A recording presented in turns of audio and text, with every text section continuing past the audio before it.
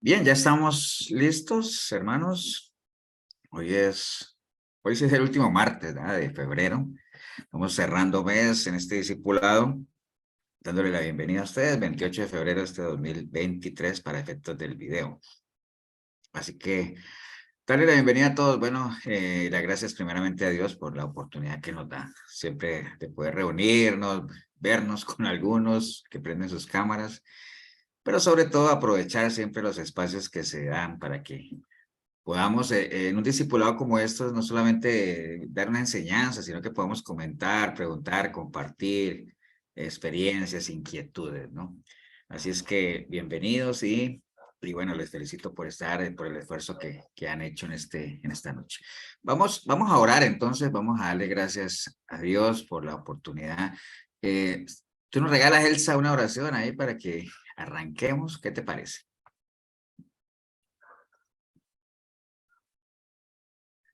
Estás en mute, Elsa.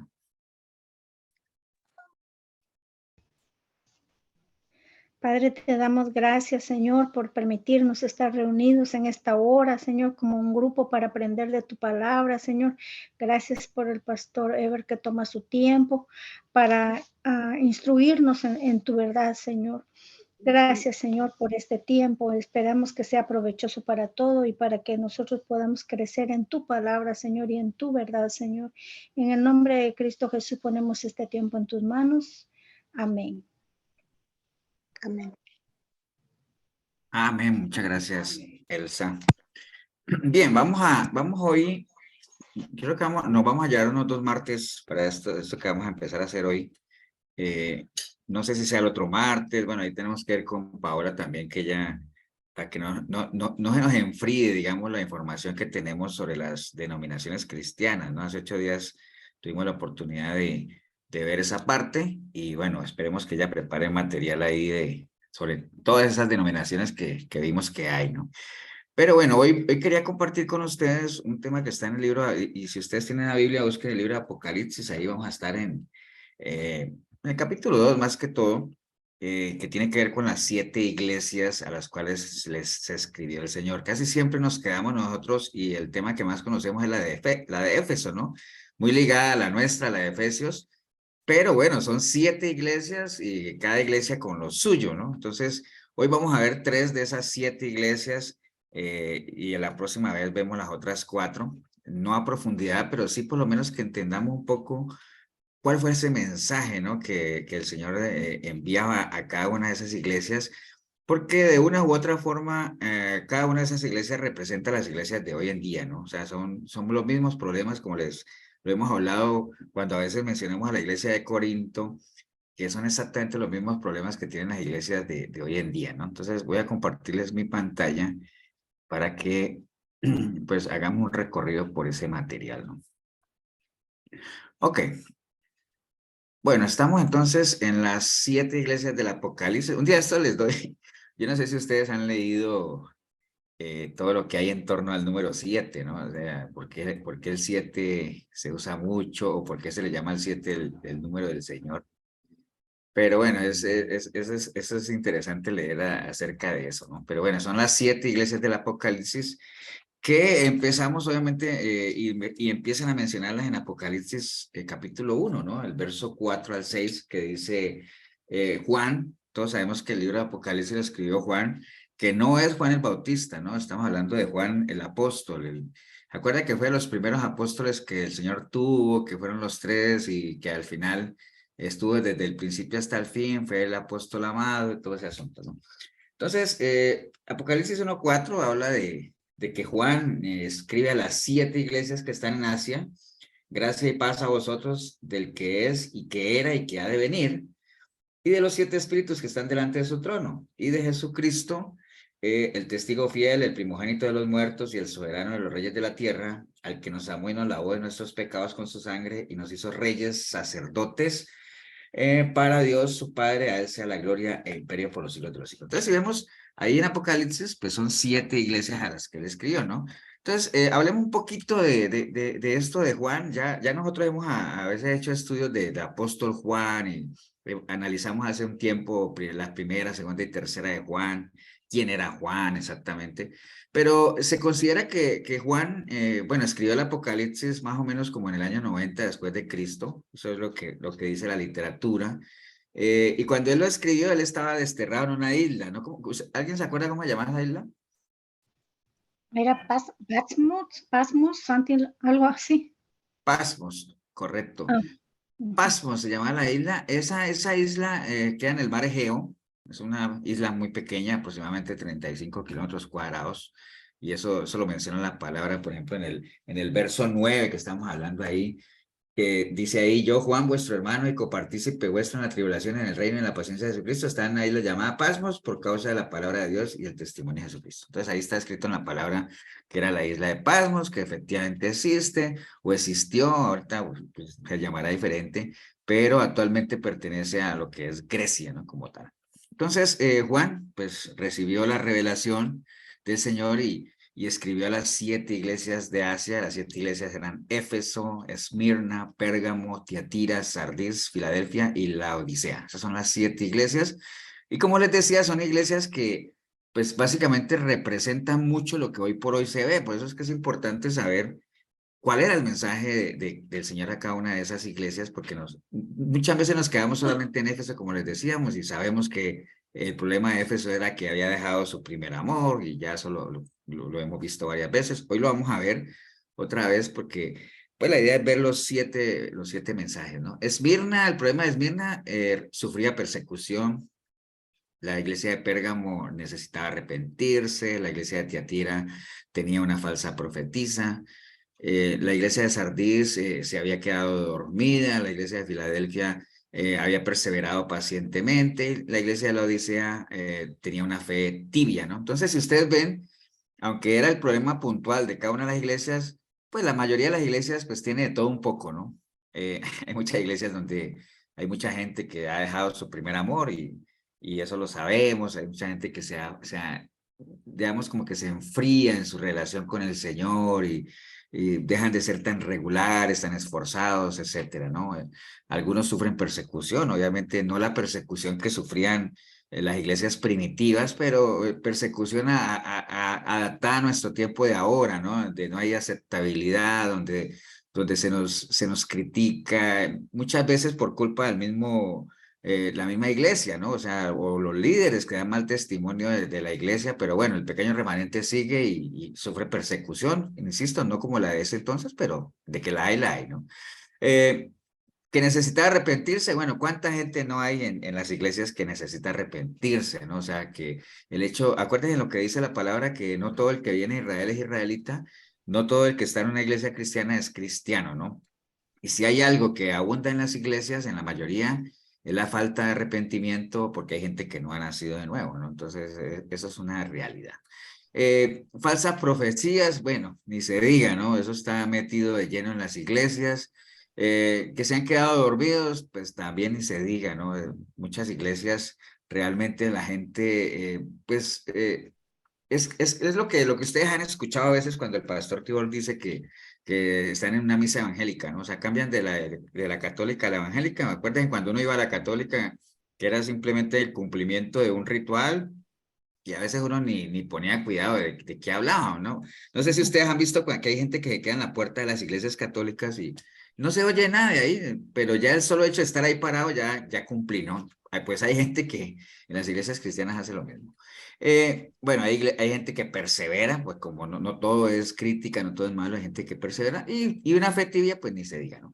Entonces, hay que saber que cuando hablamos de las iglesias de Asia, pues no es exactamente lo que conocemos hoy como Asia, ¿no? O sea, estamos hablando de por allá en la provincia romana de Asia, de la cual Éfeso era la capital. Y bueno, Asia en ese entonces, digamos, lo que conocemos como Asia, es lo que hoy actualmente es como Turquía, ¿no? Geográficamente, nada más para que nos ubiquemos en esa parte de las iglesias, ¿no?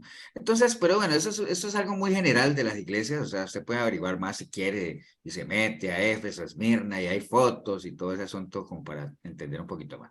Pero vamos a meternos ya de lleno, digamos, a las 3 iglesias que vamos a ver hoy, empezando obviamente empezando por el principio, ¿no? Por la iglesia de Éfeso. No, Sí, pregunta. Cuando hablamos de la Odisea, en esta iglesia podríamos ponerla Colosas o esa no se cuenta como una de las 7 iglesias. La iglesia de Colosenses, dices tú. Ajá. Pues no, no necesariamente, porque digamos, si hubiera, ya en la misma palabra se habla de la iglesia de Colosenses, se habla de las otras iglesias, entonces si fuera la misma, harían referencia a ella directamente, ¿no? Pero no es Ujú. exactamente la misma, ¿no? Pero ahorita más adelante cuando, no sé si, no recuerdo si esa de la Odisea está entre las 3 que vamos a ver ahorita, pero ahí podemos ir bien, conociendo un poquito de cada una de ellas, a ver, Ok, por lo menos gracias. geográficamente, históricamente, ¿no?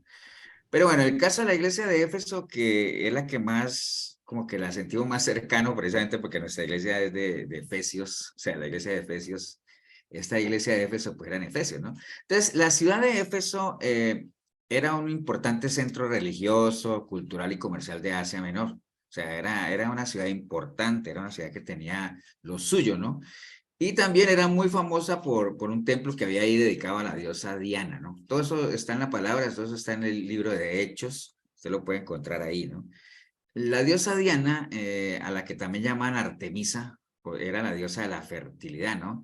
Y ahí en Hechos se puede leer que por lo menos gran parte o buena parte de la ciudad de Éfeso rendía bastante culto y pleitesía a esta diosa Diana, ¿no? De hecho decían que era la guardiana de la ciudad y todo eso, ¿no? Pero bueno, era muy conocida por eso, la iglesia de Éfeso, fue fundada por el apóstol Pablo, y eso está en el libro de Hechos también. Y bueno, en total dice la palabra que Pablo estuvo ahí al frente casi por 3 años, ¿no? Entonces, imagine usted uno tener un pastor de ese calibre, ¿no? O sea, que el apóstol Pablo fue el pastor de la iglesia, ¿no? 3 años es tremendo, ¿no? Entonces, y no solamente Pablo, sino que la iglesia tuvo otras personas del calibre parecido a Pablo. ¿Acuerdan que Pablo andaba con otros colaboradores y todo eso? Y eran gente también muy instruida como él. Y entonces la iglesia de Éfeso tuvo otra gente como Priscila, como Aquila, como Apolos. Toda esa gente era muy instruida, era muy fuerte en la palabra y ellos también estuvieron ahí como colaboradores levantando la iglesia, ¿no? Entonces, un poquito de Éfeso, eso. Ahora, ¿cuál fue el mensaje que el Señor mandó a la iglesia? Bueno, empezamos a leer ahí en el versículo 1. Dice, escribe al ángel de la iglesia. ¿Ustedes saben cuál es el ángel de la iglesia? ¿Alguien sabe cuando la palabra dice, escribe al ángel de la iglesia? Al pastor. Es que no quería decirlo yo porque es que Al líder. sí, al pastor de la iglesia, ¿no? Entonces, sí, al ángel de la iglesia está escribiendo al pastor de la iglesia. O sea, no quiere decir que los pastores son ángeles, ¿no? Pero es un sentido figurado. Entonces, escribe al ángel de la iglesia en Éfeso, el que tiene las 7 estrellas, el que escribe en su diestra, el que anda en medio de los 7 candeleros de oro. Entonces, el mensaje empieza en el versículo 2, dice, yo conozco tus obras, ¿no? Yo conozco tus obras. Recuerda que varias veces lo hemos dicho y de hecho el mensaje casi de todas las iglesias empieza así.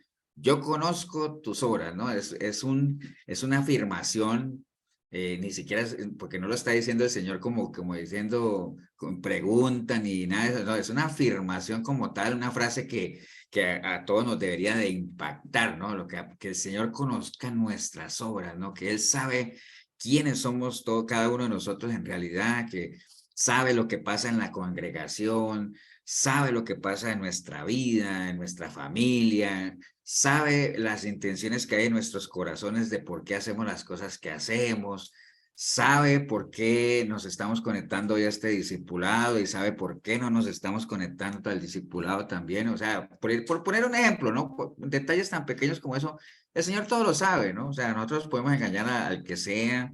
Ustedes me pueden engañar a mí, yo los puedo engañar a ustedes se pueden engañar entre ustedes, uno puede engañar a la familia, a cualquiera podemos engañarlo, ¿no? Pero dice la palabra que Dios no puede ser burlado, ¿no? Él conoce nuestra vida, conoce absolutamente todo, ¿no? Y eso es algo que más que preocuparnos, pues es algo lindo, ¿no? Algo bonito saber que Dios nos conoce. O sea, imaginen ustedes si en lo natural uno aprecia cuando alguien lo conoce a uno, o por lo menos hace el esfuerzo de conocerlo, ¿no? Uno se siente bien. Yo creo que cuando uno tiene una persona cercana que te conoce, dice, wow, porque el hecho de que alguien lo conozca a uno implica que sea compartido, ¿no? O sea, que haya afinidad, o sea, que hay cariño, que hay amor. Entonces, eso es muy lindo saber que realmente el Señor nos conozca, que no es que seamos insignificantes. Cuando uno no conoce a alguien, es lo contrario, ¿no? Esa persona no significa nada para uno, o sea, no es importante. Entonces, si el Señor nos conoce, de saber que somos para Él algo, ¿no? O sea, que todo lo que hagamos no es indiferente a Él y que aunque nadie lo vea, ¿no? Y aunque nadie lo valore, aunque nadie lo aprecie, todo lo que hagamos, como dice la palabra para el Señor, pues no es en vano, ¿no? Entonces, Él conoce nuestras obras, ¿no? Es importantísimo. Ahora, eso es lindo, pero también es bien pesado y es importante saber, porque hay gente que hace mucho alarde de eso. Es como lo que Dios conoce mi corazón. Es que Dios conoce mi corazón. Pero es que usted está en pecado, sí, pero es que Dios conoce mi corazón. Wow, en vez de la gente sentir cierto temor y respeto por eso, la gente cree que eso es gabela, ¿no? Que eso es un plus. Pero bueno, hay que considerar eso, que el Señor conoce nuestras obras, ¿no?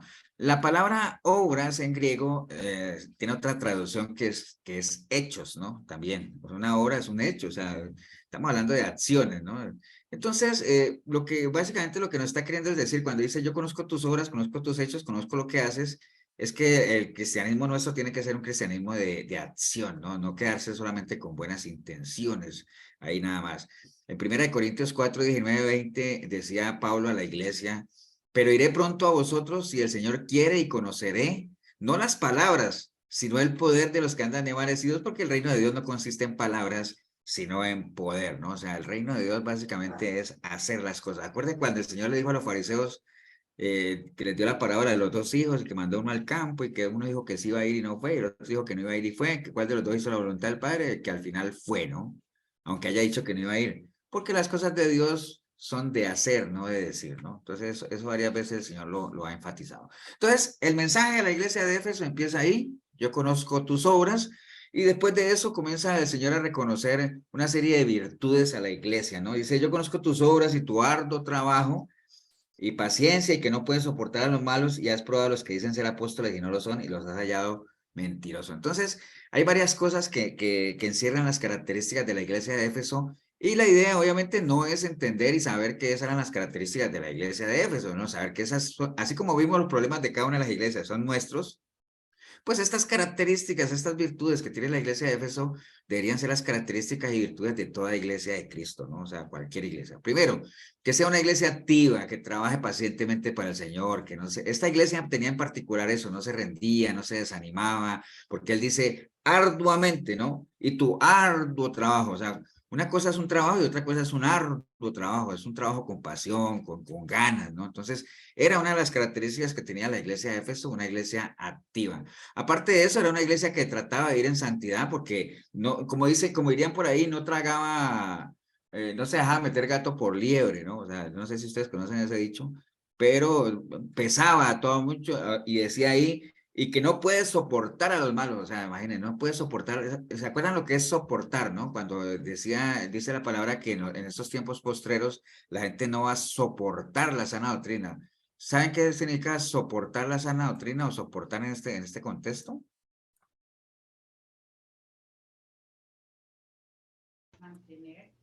No va a aguantar, no va a tolerar. Tolerar puede ser una palabra, digamos, cuando dice, están diciendo, y no puedes soportar a los malos, o cuando dicen no puedes soportar, es que como que dicen, no los aguanto, no los Ujú. paso, no los tolero, como dice Elsa, ahí también pueden ser unos sinónimos de eso, ¿no? Entonces, como no toleraba eso, era una iglesia que constantemente estaba tratando de vivir en santidad, ¿no? Todo eso aplica para nosotros, ¿no? ¿Qué más? Bueno, después dice, era una iglesia que tenía conocimiento y doctrina, porque más adelante dice, ya has sufrido, y has tenido paciencia, has trabajado arduamente por ahora en nombre y no has desmayado, ¿no? Y entonces, bueno, después viene lo del primer amor y todo eso, pero en segunda D básicamente es probar, ¿no? Entonces, la única manera de uno poder probar si alguien es o no es cuando uno tiene conocimiento, porque si uno no tiene, si uno no ha recibido doctrina, si uno no tiene información, uno nunca va a saber si alguien es falso o no es falso, porque no lo va a poder hacer. Y ese es el problema y eterno problema que las iglesias hoy están atravesando, ¿no? No puede empezar a los que son falsos o no, porque simplemente no tienen las herramientas o la información suficiente para reconocer quiénes son y quiénes no, ¿no? En 2 Corintios 11:13 también Pablo le escribía a la iglesia y le decía, porque estos son falsos apóstoles, obreros fraudulentos que se disfrazan como apóstoles de Cristo, y no es maravilla, porque el mismo Satanás se disfraza como ángel de luz. Pero hay que estar preparado, hay que tener la capacidad de poder discernir entre lo que es de Dios y no es de Dios, para poder pesar a esta gente y poder separar quiénes son y quiénes no. Entonces, esta iglesia en particular era una iglesia activa, le gustaba trabajar, le gustaba caminar en santidad, porque por lo menos se esforzaban en hacerlo, tenían conocimiento, lo cual les permitía saber quiénes eran y quiénes no eran falsos apóstoles como tal, ¿no? Y en el versículo 3 habla de que y has sufrido y has tenido paciencia y has trabajado arduamente por amor a mi nombre. Entonces era una iglesia que había sufrido por causa del Señor, ¿no? Pero eso no era, digamos, una razón para claudicar, ¿no? Porque dice, ya has sufrido, pero no has desmayado, ¿no? Entonces era algo que le estaba diciendo. Porque acuerden que la carta que el Señor escribe a la iglesia de Éfeso empieza así, ¿no?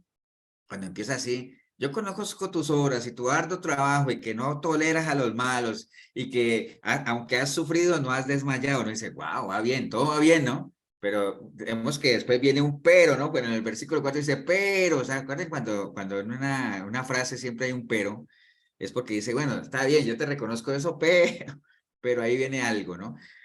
Bueno, era una iglesia obviamente que saltándome un poquito antes de ir a lo que habían dejado su amor, en Apocalipsis 2:6 dice, pero tienes esto que aborrece las horas de los nicolaitas, los cuales yo también aborrezco. Entonces, era una iglesia que no había seguido esas falsas doctrinas que, aunque ellos fueran instruidos, tenían buenos maestros, eso no es a veces suficiente como para que no traten de instalarse falsas doctrinas y falsas enseñanzas ahí, sobre todo en esos tiempos que salían unas corrientes tan raras, ¿no? Y había una gente que llamaban los nicolitas, obviamente que no se sabe exactamente a ciencia cierta quiénes eran o se hacían llamar así, y lo que dicen los historiadores es que eran seguidores de Nicolás, posiblemente por el significado de Nicolás, que quiere decir Nico, vencedor, y Laos, que quiere decir pueblo, vencedor del pueblo. Entonces, era gente, los nicolitas eran personas que se abrían a los placeres, ¿no? O sea, ellos tenían un pensamiento de que en esta vida hay que lo que hoy en día se conoce como vivir la vida loca, ¿no? Al estilo Ricky Martin, ¿no? O sea,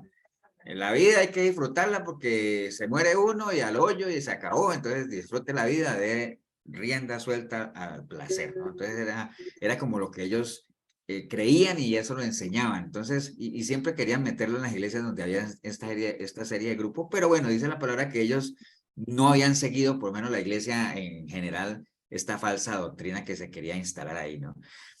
La iglesia, obviamente, actual, digamos, era lo que les decía, debería tener todas estas características, ¿no? O sea, trabajar, la santidad, que se esperen en conocer, que aunque sufran persecución no claudiquen, que no acepten las falsas doctrinas. Son características que deberían estar presentes hoy en las iglesias nuestras, en las iglesias de ahora, porque fueron virtudes, obviamente, que el Señor reconoció en el caso de la iglesia de Éfeso, ¿no?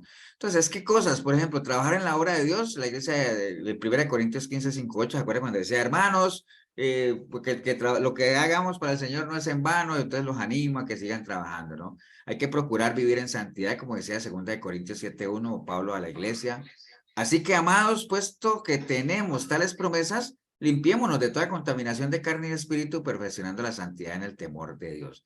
¿Qué más deberíamos hacer? Conocer la palabra de Dios y sus doctrinas, como le escribía Pablo a la iglesia de Tesalónica. Así que, hermanos, estad firmes y retener la doctrina que habéis aprendido, sea por palabra o por carta nuestra, ¿no?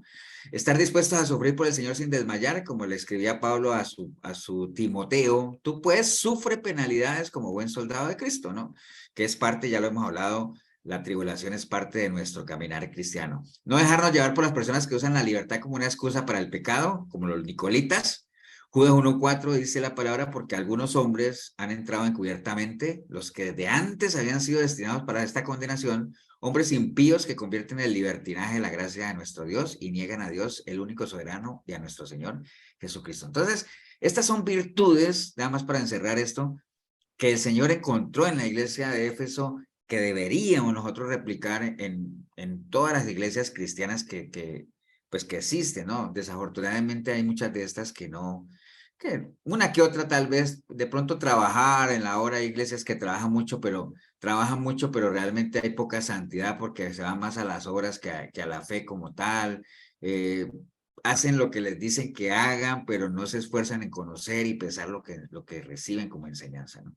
Entonces, eso es lo bueno, digamos, hasta aquí va lo bueno de la iglesia de Éfeso, pero bueno, el Señor después les hace entender a ellos y les dice que todo eso está bien, porque el Señor en ningún momento les dijo que estaba mal, él simplemente les dijo, mire, yo valoro esto y sé que ustedes hacen esto y esto, pero sí les quiero dar a entender de que todo eso que ustedes hacen se está quedando corto. ¿Por qué? Porque ustedes han dejado su primer amor. Entonces, no hay nada superior al amor, ¿no? Que es en el versículo 4 donde dice, pero tengo contra ti que has dejado tu primer amor.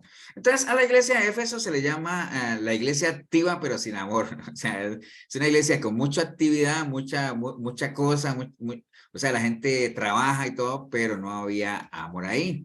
Entonces, había servicio, había conocimiento, había constancia, había convicción, pesaban a los falsos apóstoles, o sea, hacían de todo, pero habían dejado lo principal, habían dejado su primer amor, ¿no? Y como lo dice la palabra, pues en 1 Corintios 13:2 dice, y si tuviese profecía, y si entendiese todos los misterios y toda ciencia, ¿eso qué quiere decir? Si tuviese profecía es, si yo tengo palabra, ¿no? Yo puedo tener palabra, puedo conocer palabra, porque acuérdate que la profecía, la palabra es la palabra, la Biblia es la palabra profética más segura, ¿no? Si tengo palabra, ¿no? Y entiendo todo, o sea, se me ha sido revelado todo, tengo conocimiento y tengo fe y todo, pero si yo no tengo amor, pues nada soy, ¿no? No sirve, ¿no? Entonces, eso es algo que se recalca mucho y no solamente lo vemos como Pablo lo dice a la iglesia de Corinto, también el Juan en sus cartas habla de de que Dios, si Dios es amor, somos amor, y bueno, todo lo que nos encierra y al final se resume en que el amor tiene que estar presente en la vida nuestra, si no, nada somos, ¿no? Porque podemos tener de todo, tenemos ministerios, de todo, pero si descuidamos ese amor, ese primer amor, no somos nada. Yo esto del primer amor, yo alguna vez me puse a pensar en el tema del primer amor, y yo me ponía a pensar, pensemos en lo natural, ¿no? Cuando uno nace, ¿no? ¿Cuál es el primer amor que uno como bebé tiene, digámoslo así? El de la mamá. El de la mamá, digámoslo así, está esa mirada y a veces, no sé si se han visto fotos y todo eso que el bebé y comienza a mirar a la mamá, que nunca la ha visto, pero comienza a mirar a la mamá. Entonces es como ese ligamen, ¿no? Ese primer amor que está ahí y obviamente siempre tanto el uno como el otro, bueno, de parte de la mamá obviamente no hay problema, pero el bebé siempre, si lo alejan de la mamá, llora y quiere estar ahí al lado y quiere estarse alimentando de sus pechos y bueno, todo eso. Entonces, ese primer amor y es lo mismo, ¿no? Porque hay mucha analogía cuando uno nace de nuevo, o sea, cuando uno le entrega su vida al Señor, que ese es el primer amor ya en la parte espiritual, digamos así, porque el nuevo nacimiento, el nacer en Cristo tiene una analogía tan calcada con lo que es el nacer en la sangre, ¿no? En la carne, ¿no? Recuerden que cuando uno, por ejemplo, cuando un bebé nace, ¿qué es lo primero que le hacen a un bebé cuando nace? Cortarle el Lo hacen ombligo. llorar. Pero Sí. inclusive antes de cortarle el ombligo, ¿qué le hacen? ¿Llorar? Nalguean. No. Bueno, pero antes de eso, inclusive, ni bien sale del vientre, ¿qué le hacen? Lo limpian. Lo limpian, lo limpian. Sí. Entonces, por eso cuando uno, ustedes han visto que cuando uno hace la oración del arrepentimiento, uno dice, y que permitir que la preciosa sangre de Cristo me limpie de todo pecado, ¿no? ¿Sabes? Lo primero es que lo limpien a uno, ¿ah? Ya después de que al bebé lo limpian, ¿qué le hacen? Lo cubren ¿Lo cubren con qué? con una manta. Con una manta generalmente de qué color. Blanca. Blanca, más o menos. Bueno, no siempre, no van a decir, pastor, depende, si es niño, pues, si es niño. No, bueno, digamos que blanca, ¿no?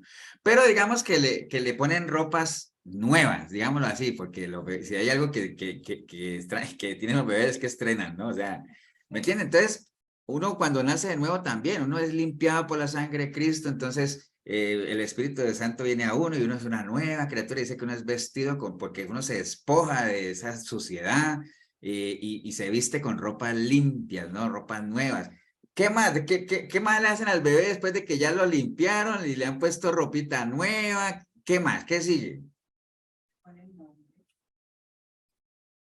Lo examinan. Bueno, sí, lo examinan. Pero algo mal ahí, digamos, que bueno, no exactamente después de que le ponen la ropita, pero más o menos, ¿no? Y después llega el del registro y ¿qué pasa? Ah, le ponen nombre. Le ponen un nombre, ¿cierto? Entonces, digamos que adquiere una identidad, por decir algo, ¿no? Entonces, igual uno cuando uno le entrega su vida al Señor y usted es limpiado, usted ya se viste ropas nuevas, usted es una nueva criatura, usted recupera. En este caso no es que adquiere, sino que pues también puede ser de adquirir o recuperar una identidad cristiana, ¿no? Y a veces la gente, porque acuérdense que cuando una persona está apartada del Señor en pecado y todo eso, pierde su identidad, ¿no? Algunos hasta pierden el nombre. Ya no les conocen como el nombre que tienen, sino como el alias, el chupacabras, bueno, el alias la robamaridos. Entonces ya no tiene nombre, entonces uno recupera su identidad otra vez y todo ese asunto, ¿no? Y ya después el bebé obviamente empieza ese proceso de alimentarse con lechita y todo eso, espiritualmente lo mismo también, uno empieza a alimentarse con lechita, pero el bebé en lo natural no se queda toda la vida tomando leche, ¿no? O sea, llega un momento en que ya hay que darle vianda, como dice Pablo en la palabra, entonces también nosotros. Entonces, hay mucha analogía en eso, ¿no? Por eso se llama el nuevo nacimiento, y por eso cuando así como el bebé busca a la mamá siempre cuando está pequeñito y todo eso, que desafortunadamente a medida que van creciendo, muchas veces se pierde ese ligamen que no debería perderse.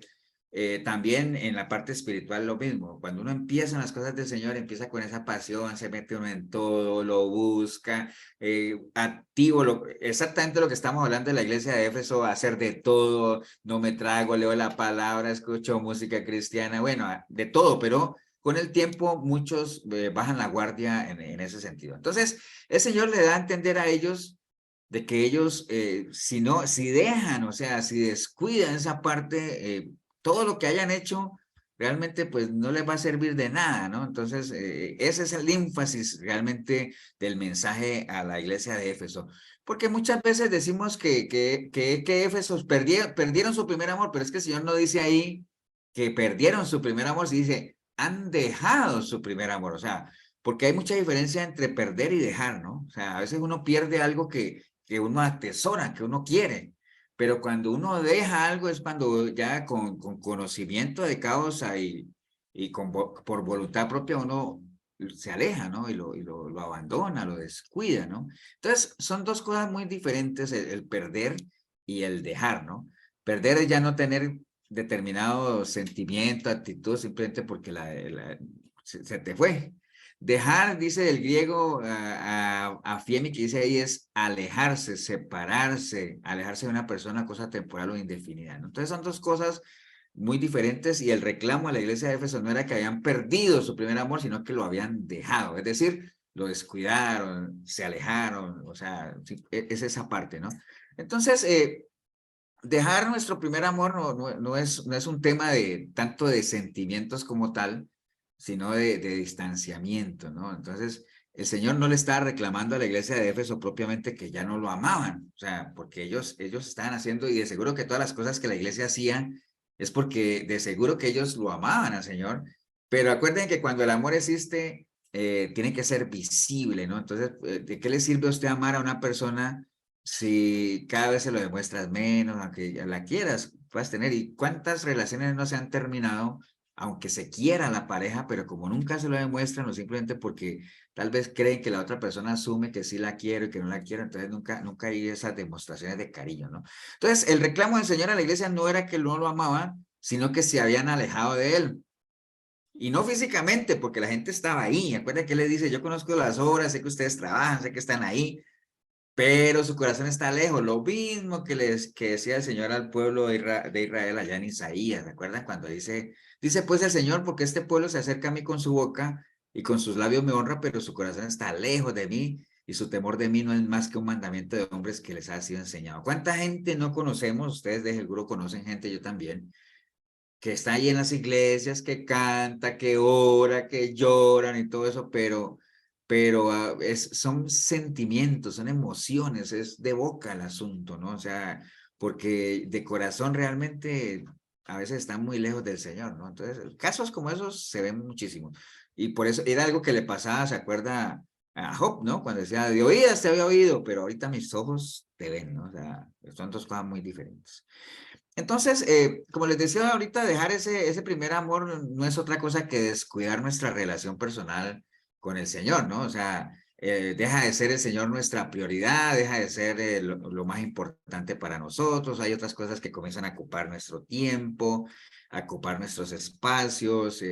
Como decía Jeremías 2:2 por allá, ¿recuerdan cuando ese enamoramiento que había del Señor y el reclamo que el Señor le hacía al pueblo también? Porque era lo mismo. Ustedes dirán, pastor, y es otro pueblo, es el mismo pueblo, en Jeremías es el mismo pueblo, el que está hablando acá en Apocalipsis también lo mismo, es la misma iglesia, ¿no? Jeremías 2:2 decía, anda y clama a los oídos de Jerusalén diciendo, así dice Jehová, me he acordado de ti, de la fidelidad de tu juventud, del amor de tu desposorio, cuando andabas en pos de mí en el desierto, en tierra no sembrada. Entonces, eso es como cuando cuando una relación sentimental uno dice, me he acordado de ti cuando yo era lo mejor para ti, cuando me buscabas, cuando compartíamos, cuando, ¿me entiendes? Pero ahorita, no sé, parece que no disfrutas de la compañía. Entonces, ¿qué pasó? ¿Qué pasó con esos tiempos, no?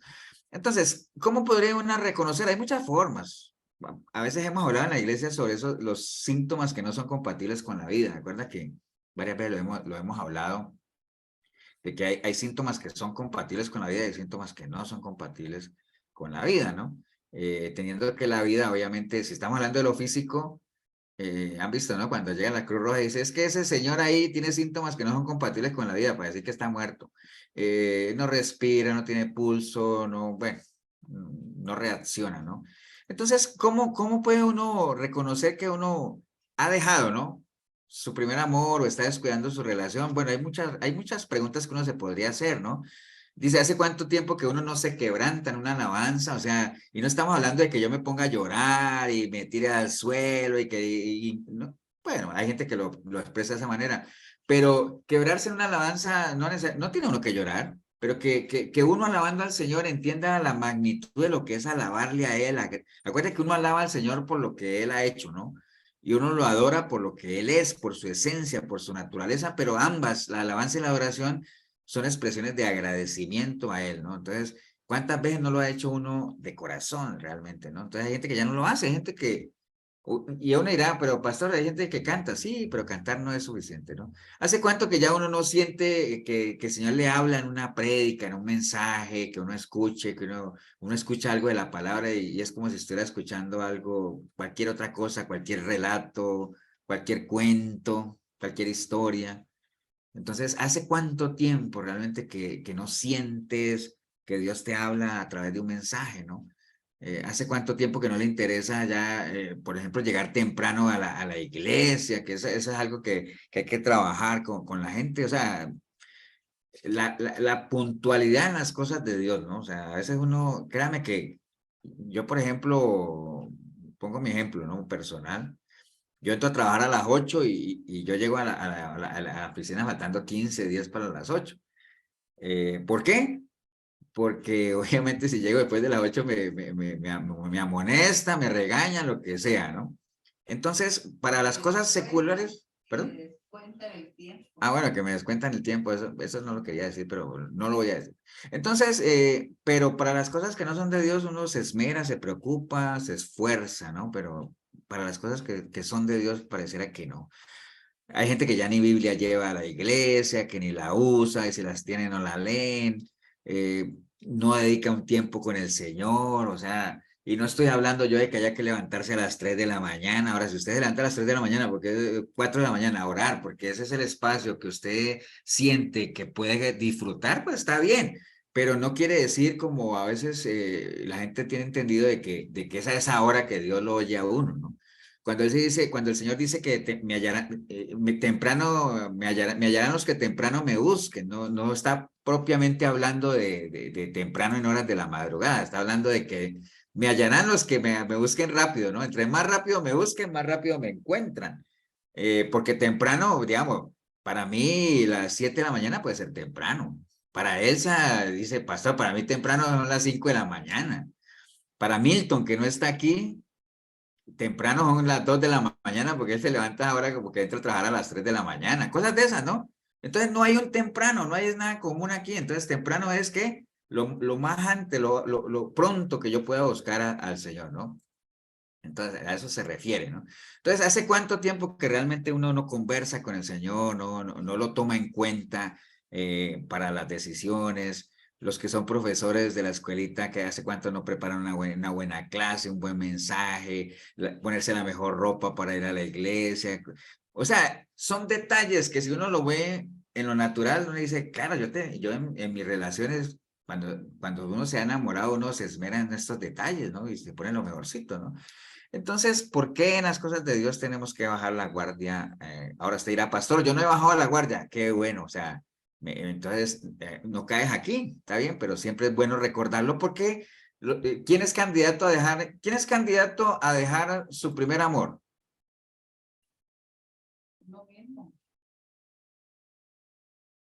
Esa es una pregunta de $500,000.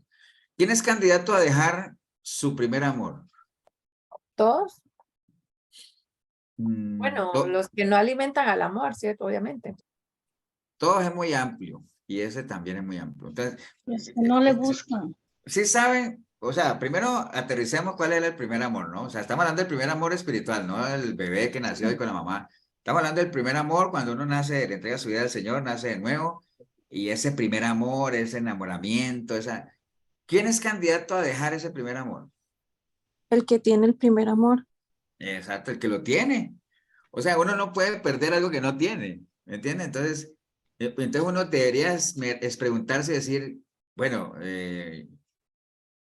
yo no quiero dejar mi primer amor, pero primero preguntarse si uno tiene su primer amor, porque si no lo tiene, ¿cómo lo va a dejar, no? Entonces, por eso es importante uno saber si tiene o no tiene ese primer amor, ¿no? Entonces, aquí hay algunas preguntas que si uno dijera, no, a mí las alabanzas me llegan, el Señor me habla por medio de su palabra, yo me esmero en las cosas de Dios, la Biblia para mí es ese complemento, es mi manual de vida, yo a Dios lo involucro en mis decisiones, yo hablo con Él, yo oro, yo lo tengo en cuenta, lo mejorcito para el Señor, o sea, todas esas cosas, entonces dice, wow, sigue alimentando tu primer amor porque va bien.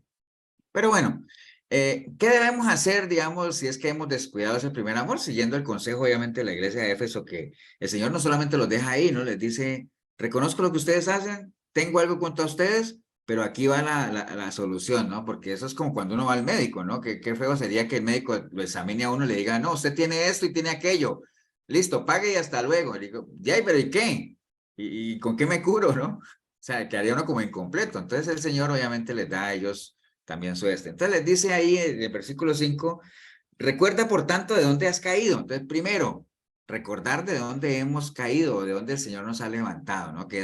Siempre es esa recomendación, y no solamente aquí en lo que el Señor le habla a la iglesia de Éfeso, sino también el Señor allá en el libro de Deuteronomio que le decía al pueblo, acuérdate de no olvidarte, ¿no? Acuérdate de no olvidarte de dónde te he sacado, ¿no? De dónde te he rescatado. Entonces, hacer memoria realmente en nuestra relación con Dios, cómo éramos antes, eso nos lleva obviamente a ser agradecidos, porque antes hacíamos tantas cosas para el Señor y ahora ya no las hacemos tanto, porque antes éramos más esforzados y ahora no tanto. O sea, estoy hablando para que esté pasando por ahí, ¿no?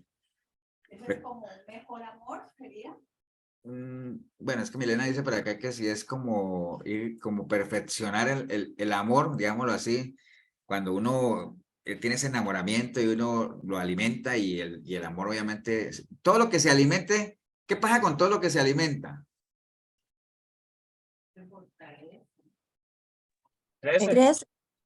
Se fortalece, ¿cierto? Crece, se robustece, entonces todo lo que uno alimente, ¿no? Entonces, si uno alimenta, si uno abona una planta, la planta crece, sana, entonces el amor hay que fortalecerlo. Entonces, recordar de dónde hemos caído, hacer memoria, obviamente, de toda esa relación con el Señor que hemos descuidado, cómo era nuestro estilo de vida cuando empezamos, con Dios, digámoslo así, aquí en Dios con D minúscula. Al igual que el matrimonio, es exactamente lo mismo, ¿no? Hay que abonarlos y no eso. Entonces, primer consejo, recordar de dónde el Señor nos ha rescatado. ¿Qué éramos sin Él? Y a dónde podríamos volver si es que descuidamos nuestra relación con Él, que más que miedo debería darnos pánico, ¿no? De tanto que nos costó salir de ahí para de pronto volver allá por descuido, ¿no? Y lo segundo que les dice, bueno, dice... ¿dónde está? Recuerda de dónde has caído y arrepiéntete, ¿no? Entonces, recuerda dónde has caído y arrepiéntete. Entonces irá a pasar, pero ¿por qué me tengo que arrepentir si yo no estoy en pecado? Bueno, arrepiéntete de tu desgano, de tu descuido, porque acuérdense que hay pecados que son de muerte y hay pecados que no son de muerte. Hay pecados que nos separan de Dios y hay pecados que contristan al Espíritu de Dios, pero pecado es pecado. Y el que sea, uno se tiene que arrepentir, ¿no? Entonces, ese desgano, eso es como cuando el Señor le dijo a Jeremías, si te convirtieres, no es que Jeremías estuviera en pecado, pero estaba desanimado, estaba como que quería tirar el ministerio, como quería tirar la toalla, entonces le dijo, si te convirtieres, es decir, si te sales de esa situación que estás ahí, o sea, regresa, vuelve otra vez a lo que eras antes, cuando empezaste tu ministerio. Es lo mismo aquí, ¿no? Arrepentirse de ese desinterés, de que uno haya dejado de enfriar la relación. Entonces, él dice, recuerda dónde has caído, arrepiéntete y regresa otra vez a las primeras obras, es decir, vuelve a hacer lo que antes sabías que fortalecía nuestra relación, o sea, déjate de ser de palabras y vuélvete de hechos, ¿no? Recupera eso, deja de vivir en la nostalgia, en las buenas intenciones. Recuerda lo que hemos hablado, he puesto yo ese ejemplo muchas veces en la iglesia de que a uno no se le quita el hambre con pensar en comida, ¿cierto? ¿No? Ahorita, por ejemplo, yo no he comido todavía, pero si digo, uy, qué hambre tengo, me voy a imaginar una hamburguesa. Y yo sigo con hambre, a mí no se me quita. Entonces, a uno no se le quita el hambre ni por pensar en una hamburguesa, ni por ir a hacer la fila al McDonald's, nada. O sea, hasta que yo no la pague y me la den y me la coma, no se me quita el hambre. Entonces hay que pagar un precio, ¿no? Entonces las cosas de Dios no es pensar en las cosas de Dios y lo que yo quisiera hacer y no he hecho, lo que anhelaría, es que estoy esperando que el Señor... ¿Y sabe cuál es una de las frases clásicas de la gente? Estoy esperando el tiempo de Dios. Entonces uno le dice, oiga, pero ¿cuál es el tiempo de Dios? Y la gente ni sabe. Cuando alguien le diga a usted, es que yo estoy esperando el tiempo de Dios, usted pregúntele, oiga, ¿y cuál es el tiempo de Dios? Y usted se va a dar cuenta que la gente ni sabe cuál es el tiempo de Dios. ¿Cuál es el tiempo de Dios? Ahora. Ahora. Ya, o sea, el tiempo de Dios es ya, ¿no? El tiempo de Dios no es ni mañana, ayer no, porque Dios no trabaja con el pasado, mañana no, porque el Señor dice, el mañana aún no llega, el tiempo de Dios es hoy, ¿no? Es ya, ahorita, ¿me entienden? Entonces, ya todo está, aquello que fue ya es, y lo que ha de ser fue ya, ¿no? O sea, el tiempo de Dios es ya, entonces no hay que estarse esperando el tiempo de Dios para hacer las cosas, no hay que hacerlas ahorita que podemos, ahorita que estamos vivos y que tenemos salud, ¿no? Entonces, sí. Espera, que es que Milena, pero tienes que abrir el micrófono, lo tienes cerrado. Ajá, Bueno, ahora ahora sí. sí. Cuando dice, recuerda por tanto de dónde has caído y arrepiéntete, no es parte de condenación. Es que depende, digamos, cuando el Señor le dice a la iglesia ahí, porque acuérdense, ¿no? Él está hablando a la iglesia y él está reconociendo ciertas virtudes, lo que veníamos hablando, ciertas virtudes que la iglesia tenía, que de hecho la estamos tomando como ejemplo para la iglesia de ahora. Entonces no estamos hablando de una iglesia, digamos, que no está hablando de pecadores como tal, aunque obviamente esto también se puede extender a gente que no solamente ha descuidado, ha dejado su primer amor, sino que ya, sino que ya se apartó totalmente, ¿no? Aquí lo que el pastor, lo que el Señor le está diciendo a la iglesia es, ustedes se han alejado, o sea, todo lo que están haciendo está bien, pero no dejen el amor, porque sin amor no somos nada, entonces arrepiéntanse, y lo que les decía ahorita de ese enfriamiento, ¿no? Ahora, si uno alguna vez le entregó su vida al Señor y uno cayó en pecado, digámoslo ahí no es que uno ha dejado su primer amor, uno se murió. O sea, ahí no es que hay nada, en ese caso ese arrepentimiento que está hablando Milena ahí, pues no es de desgano, no es de una resbaladita que me pegué, es que una canita al aire, es que me tropecé, no, allí ese arrepentimiento es de pecado, porque la persona está muerta y hay que arrepentirse, digámoslo así. Y en el caso, acuérdense que hablamos que ahorita que hay pecados de muerte y pecados no de muerte, pero que en ambos hay que arrepentirse, ¿no? En algunos, arrepentirse para reconciliación, y en otros arrepentirse ¿para qué? Para el nuevo nacimiento, porque es dependiendo de la situación de cada uno. Por eso es que cada uno tiene que pesarse y por eso es que la palabra siempre aconseja, examina tu fe para ver si estás o no estás, ¿no? Entonces, pero sí, es dependiendo. Pero de todas formas, pecado es pecado y hay que arrepentirse, ¿no?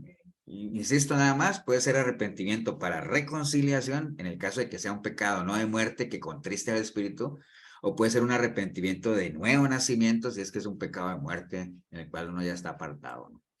Ok, entonces en términos generales es eso, a la iglesia de Éfeso, ese es el mensaje, o sea, es el que más conocemos nosotros, porque siempre se ha predicado y todo eso, entonces era una iglesia esforzada, lo que hablamos ahorita, pero tenían ese problema, ¿no? Se habían dejado su primer amor. Vamos a entrar a otra iglesia, que es la iglesia de Esmirna, que está ahí ya en el versículo 8 al 11, y vamos a leer los versículos que dice, ¿no? Y escribe el ángel, recuerde, escribe el ángel es el pastor de la iglesia, ¿no? Escribe el ángel de la iglesia en Esmirna, el primero y el postrero, el que estuvo muerto y vivió, dice, yo conozco tus obras y tu tribulación y tu pobreza, pero tú eres rico, y la blasfemia de los que se dicen ser judíos y no lo son, sino sinagoga de Satanás. No temas en nada lo que vas a padecer, he aquí el diablo echará a alguno de vosotros en la cárcel para que seáis probados y tendréis tribulación por 10 días. Sé fiel hasta la muerte y yo te daré la corona de la vida. El que tiene oído, que oiga. Eso es curioso, ¿no? Siempre los mensajes terminaban con eso, el que tiene oído, pues que oiga, ¿no? Entonces, Esmirna, hablemos un poquito de Esmirna, ¿no? La ciudad de Esmirna era una ciudad ubicada ahí en la provincia romana de Asia. Recuerden, todas estas iglesias son de Asia, ¿no? Todas son de allá de Asia, pero ya sabemos que no es el Asia que conocemos ahora, sino que era una provincia de Roma, que pues, generalmente es lo que hoy por hoy es como por allá por los lados de Turquía, ¿no? Esta ciudad de Esmirna era una ciudad que, bueno, fue destruida por completo por los babilonios por allá en el año 627 a.C., pero luego fue reconstruida y levantada de nuevo por los griegos, y en ella se construyeron un templo que le dedicaron a un emperador romano que llamaban Tiberio, ¿no? Según los historiadores, esto es pura historia nada más, Esmirna era una ciudad muy linda y por eso se le llamaba la perla del mar Egeo, ¿no? La palabra Esmirna significa mirra. Probablemente había muchos árboles ahí que producían ese perfume, ¿no? Entonces, es como, por ejemplo, que a uno le dijeran, pastor, ¿y limón por qué llama limón? Digo, probablemente había muchos árboles de limón ahí. ¿Me entiende? Entonces, es parecido a lo de Esmirna, ¿no? Había muchos árboles de mirra, posiblemente por ahí, que eran digamos, la mirra se usaba mucho para hacer perfumes, ¿no? El nombre de Esmirna no es, digamos, no era una casualidad, como dice ahí. Como les decía, era una ciudad muy linda en apariencia, y como decía acá arriba, que ese perfume que se saca de la mirra era muy usado para preparar cadáveres, ¿no? Porque acuerden que se preparaban esos inciensos para embalsamar y se ungían los cadáveres.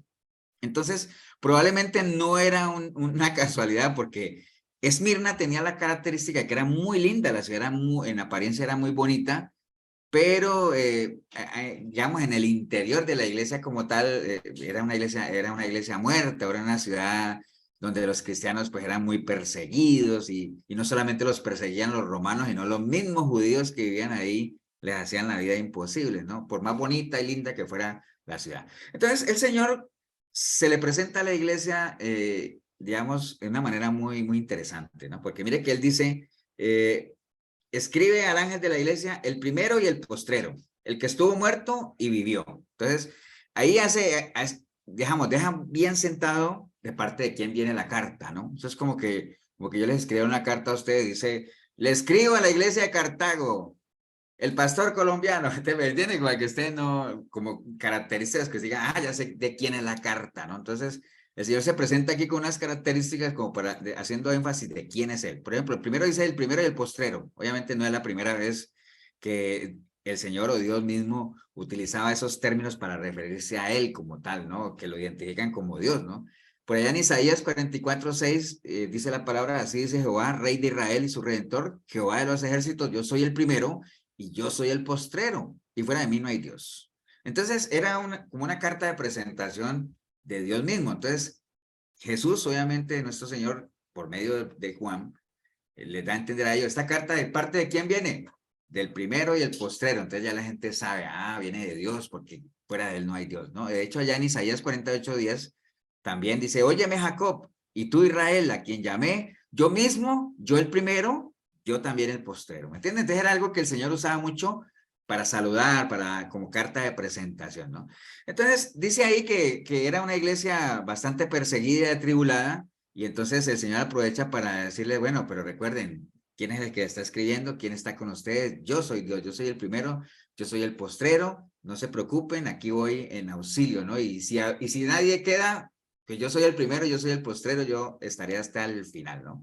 Hasta la eternidad. Y después les dice, el que estuvo muerto y vivió, ¿no? Entonces ya sabemos que se está presentando como Jesús resucitado, ¿no? O sea, dando claras señales de quién era el que estaba escribiendo. Entonces, y también les escribe eso, o sea, les dice, el que estuvo muerto y vivió, para que ellos, la iglesia obviamente que sufría persecución, se sintiera identificado con él, ¿no? O sea, entiendo lo que están pasando porque yo también lo viví, yo fui perseguido, muerto, pero resucité, ¿no? Entonces, nada más como dándole una voz de aliento a la iglesia también, ¿no?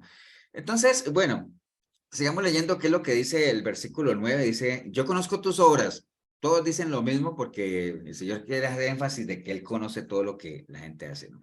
Yo conozco tus obras y tu tribulación y tu pobreza, pero tú eres rico. Y la blasfemia de los que se dicen ser judíos y no lo son, sino que son sinagoga de Satanás. Entonces, miren que esta iglesia de Esmirna, a pesar de ser perseguida, hacía obras, ¿no? Porque le dice, yo conozco tus obras. Entonces, obviamente, si no hicieran obras, no lo habría mencionado. Entonces, a pesar de la persecución, era una iglesia que se movía, ¿no? Entonces, ahí vienen, acuérdate que estamos leyendo este mensaje a las iglesias y algunas características y virtudes de esas iglesias que deberíamos hacer las nuestras, ¿no?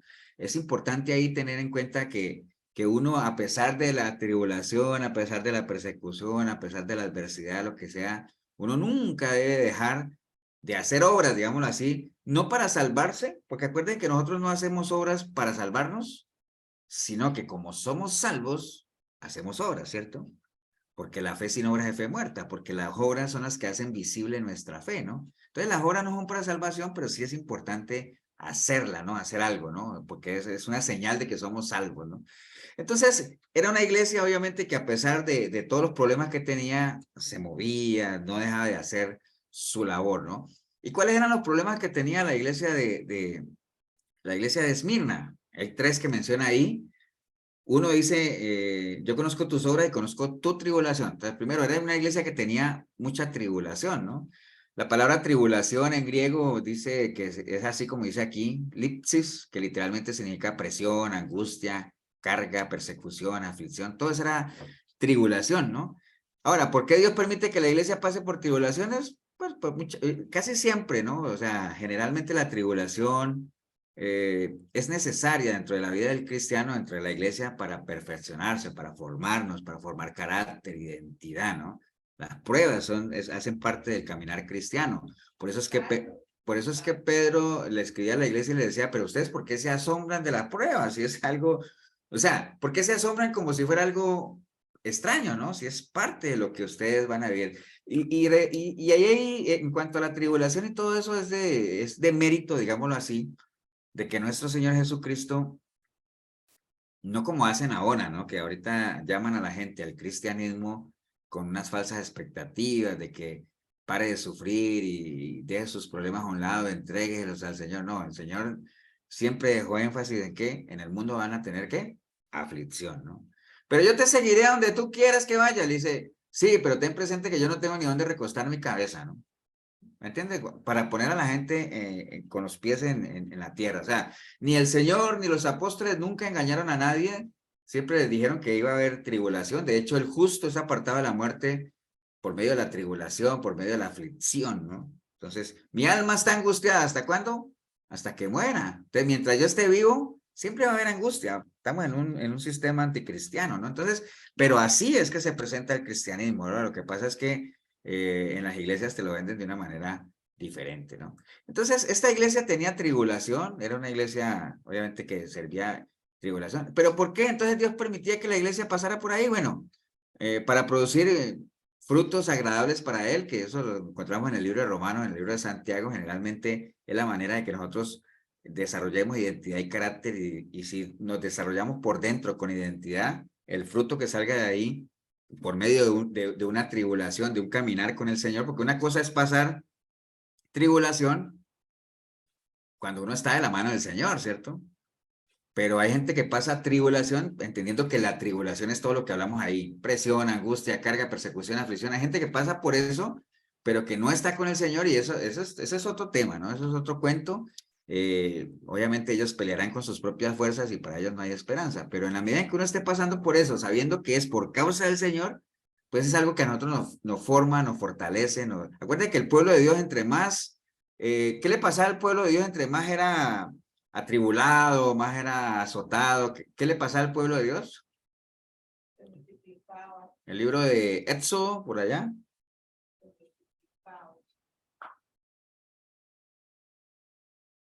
¿Se acuerdan?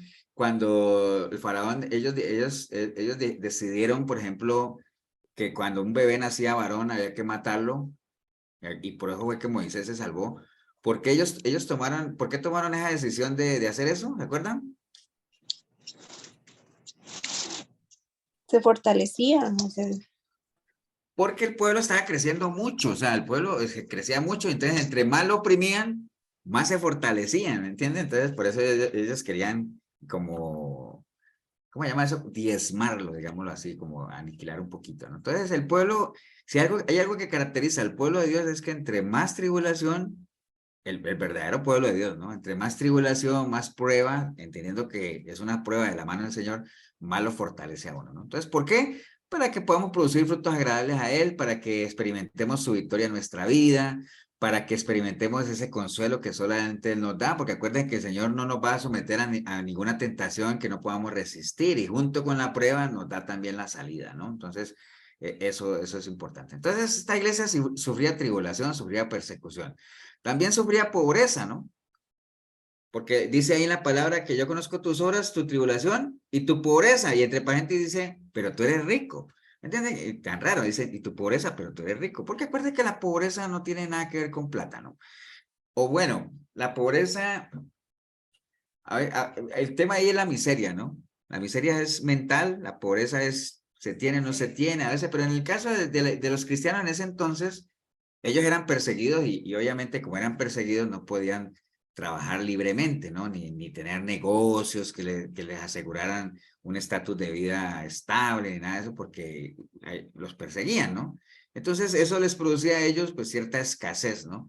Y el Señor les dice, ustedes son pobres, pero son ricos, ¿no entiende? Porque está hablando de la pobreza, la escasez, lo material, pero espiritualmente hablando eran ricos, ¿no? Y ahí es donde radica la verdadera riqueza, ¿no? O sea, ahí es donde está el asunto.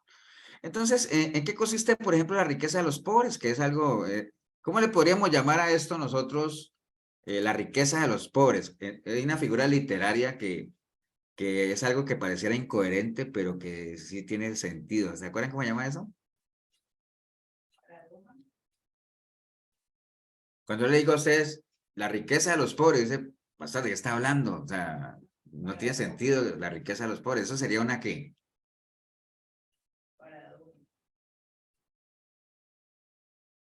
Ya mi nena lo dijo por acá, pero no se la voy a valer. ¿Se acuerdan cuando uno dice, es que perdiendo gano? ¿Eso qué es? ¿Nadie se acuerda? La paradoja, pastor. Las Eso, matemáticas Alberto. de Dios. Alberto ahí le va a mandar un regalo. Pastor, Sí, son las matemáticas de Dios también. sí, las matemáticas de Dios, perdiendo gano, pero lo que dijo Alberto es una paradoja. ¿Se acuerdan? Las paradojas son cosas que parecen incoherentes, pero que tienen sentido. Es que el que pierda la vida por mí, vivirá. Eso es una paradoja, ¿entienden? Entonces, esto de la pobreza, de la riqueza de los pobres, es una paradoja. ¿Pero en qué consiste la riqueza de los pobres? Bueno, aquí hay varios ejemplos en la palabra. en su corazón generoso para compartir lo poco que tienen, eso lo hace a uno rico, por más que usted esté necesitado, tenga escasez, cuando en tu corazón tienes esa generosidad de compartir aún lo poco que uno tiene, eso te hace rico, eso lo hace a uno rico, ¿no? La capacidad de enriquecer a muchos por medio de la fe en Cristo, o sea, la riqueza no tiene que ver con dinero. ¿Se acuerdan cuando los apóstoles iban caminando y hay un pordiosero pidiéndoles plata, les dijo, bueno, yo no tengo ni oro ni plata, pero te doy de lo que tengo, ¿no? Te doy palabra. ¿Me entienden? Entonces hay mucho que dar, y no siempre es plata, aunque yo no sé si ustedes han visto estos videos, ahorita se han puesto de moda unos videos en redes sociales que le ponen a una persona así un billete y la Biblia, ¿se han visto? ¿Qué prefieres, la Biblia o el dinero? Y entonces todo el mundo agarra el dinero, pues un video preparado, ¿no? Pero está bien. El dinero, y entonces algunos, pues, no, yo quiero la Biblia porque yo me imagino que ella está libreteado, pero no importa. Pero el caso es que la verdadera riqueza, obviamente, está en lo que uno pueda aprender y tener y alimentarse de la fe en Cristo Jesús. Entonces, ¿en qué consiste la riqueza de los pobres? Ser generosos para dar aún de lo poco que tengamos, esa capacidad de enriquecer a otros por medio de nuestra fe en Cristo, o sea, de enseñarles lo que nosotros por lo menos hemos podido aprender, lo que por fe hemos recibido, digo, por gracia hemos recibido, que lo demos por gracia. Y bueno, ¿en qué más consiste esa riqueza? En esa fe que tengamos en el Señor y la seguridad de todas las promesas que Él nos ha dado, ¿no? Que es básicamente la certeza de lo que nos espera, ¿no? Entonces, ellos sufrían de toda forma tribulación y por más ricos que fueran espiritualmente, de todas formas en lo natural, experimentaban pobreza porque no podían trabajar, por todo eso. ¿Y qué más sufrían ellos? Las blasfemias, porque dice ahí, y las blasfemias de los que se dicen ser judíos y no son. Entonces, en Esmirna había una comunidad de judíos muy grande, ¿no? Y entonces esta gente, estos cristianos, pues no solamente tenían que sufrir la persecución romana, sino también la persecución de esos judíos que estaban ahí, que lo único que hacían era blasfemar en el nombre del Señor, ¿no? O sea, porque obviamente ellos no creían en el Señor como Mesías y como Salvador, y obviamente por eso es que el Señor les llama sinagoga de Satanás, ¿no? Le llama así porque ellos no se reunían en sus sinagogas y todo eso, pero era básicamente acuérdense de los fariseos, de los judíos y todo eso, adorar a un Dios de boca porque su corazón lejos, todo lo que ya sabemos, y saliendo de la sinagoga de seguro se iban a blasfemar y a perseguir a los cristianos, ¿no? O sea, como sucede hoy en día también, ¿no? Hay mucha gente, ¿no? Entonces, básicamente ellos sufrían ese tipo de problema de blasfemia, ¿no? Entonces, pues hay que tener claro, obviamente, que todo lo que es esa persecución y blasfemia, obviamente, trae bendición solamente a los que las sufren por causa de la justicia, ¿no? Por causa del Señor, nada más. Pero si usted sufre persecución por otras cosas, pues nada que ver, eso es fruto del pecado, ¿no? Entonces, bueno, entonces el mensaje básicamente del Señor Jesucristo a la iglesia de Esmirna es el que viene ahí ya en el versículo 10, ¿no? Porque él primero le dice, yo conozco tus obras, sé lo que estás sufriendo, sé que tienes pobreza, aunque sea rico, blasfemia, persecución, está bien. Pero en el versículo 10 viene el mensaje, dice, no temas en nada lo que vas a padecer. He aquí, el diablo echará a algunos de vosotros en la cárcel, pero lo primero que le dice es, no temas. Le está diciendo, acuérdate que él se presentó como el primero y el postrero, bueno, aquí estoy yo estoy aquí y estaré hasta el final. Entonces no teman lo que van a padecer, les da ese parte de tranquilidad, ¿no? O sea, no tengan temor de eso. Y obviamente uno diría, pero ¿cómo no tener temor de todas las cosas que nos está pasando? Bueno, y ahí les acaba de mencionar en el versículo 10, les dice, tranquilo, van a haber cosas, el enemigo se va a mover, pero todo eso es pasajero, es parte de, porque acuerden, cuando el Señor está hablando aquí, mire, y dicen, no teman nada, porque aquí el diablo echará a algunos de vosotros en la cárcel para que seáis probados y tendréis tribulación por 10 días.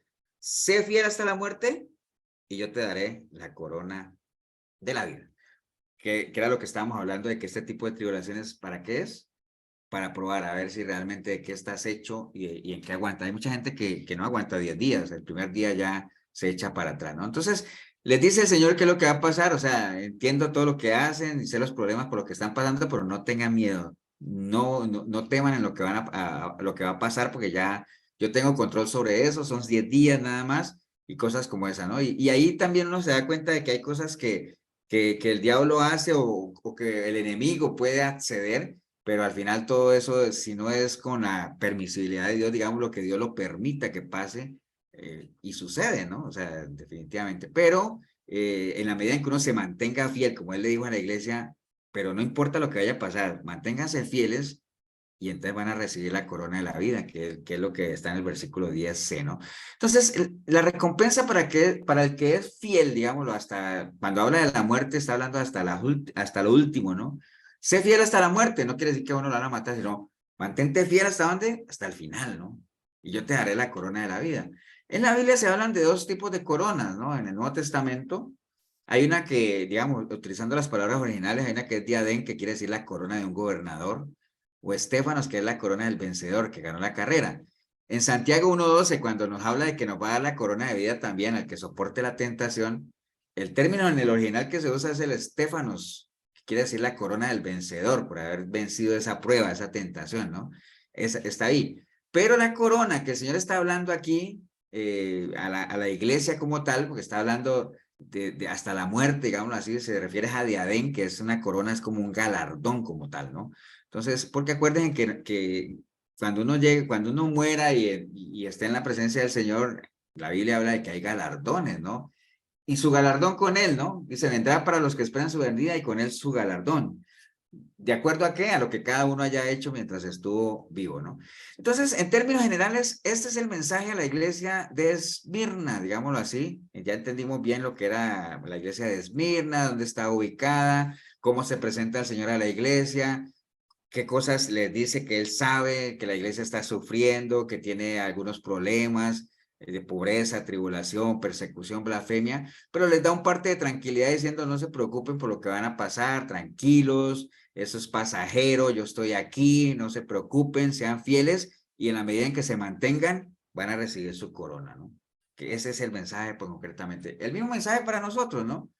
No se nos, digamos, no podemos darnos el lujo de desanimarnos, ni mucho menos, hay que seguir adelante, por más persecución, entre comillas, que podamos tener, por más escasez, necesidad que podamos tener, entendamos que la riqueza va mucho más allá de lo material, buscad primeramente el reino de Dios y lo demás vendrá por añadidura, todo lo que ya sabemos, en la medida en que nos mantengamos firmes y fieles, pues recibiremos el galardón, ¿no?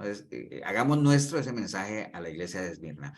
Miremos en estos 15 minutos que nos quedan el mensaje de la iglesia de Pérgamo, ¿no? Que está en Apocalipsis 2:12, es la que sigue. Dice, y escribe el ángel de la iglesia en Pérgamo, el que tiene la espada aguda de 2 filos, dice esto. Pero primero hablemos de Pérgamo para que entendamos qué era Pérgamo. Pérgamo era una ciudad famosa en su tiempo por varias razones, ¿no? Dice que ahí en Pérgamo está ubicada la segunda biblioteca más grande del mundo, después de la biblioteca de Alejandría, ¿no? Que es la más famosa, la más conocida. Entonces, ahí en Pérgamo la gente le daba mucho valor a la lectura y a la escritura, porque imagínense con semejante biblioteca que tenían ahí. Entonces, esa ciudad era muy famosa por la elaboración de pergaminos para escritura, era una de las principales industrias, ¿no? Y ahí se ubicaba el templo más grande que era dedicado a Zeus, que es el principal dios griego, ¿no? O sea, todos hemos oído hablar de Zeus, creo yo. Dios griego y, bueno, obviamente muchos templos dedicados a otros emperadores romanos. Entonces, Pérgamo fue nombrado como la capital del Imperio Romano en la región de Asia Menor. Es decir, Pérgamo era el centro religioso y político de esa región. Entonces, estamos hablando de una ciudad muy instruida, muy política, muy religiosa, hay muchos templos para Zeus, templos para emperadores, ¿no? Entonces, ya conociendo eso de Pérgamo, vamos a entrarnos un poquito al cuál fue el mensaje que el Señor le mandó a esta iglesia de Pérgamo como tal. Entonces, miren que él empieza hablando y dice, el que tiene la espada aguda de 2 filos, dice esto, ¿no? Entonces, el que tiene la espada aguda de 2 filos dice eso, ¿no?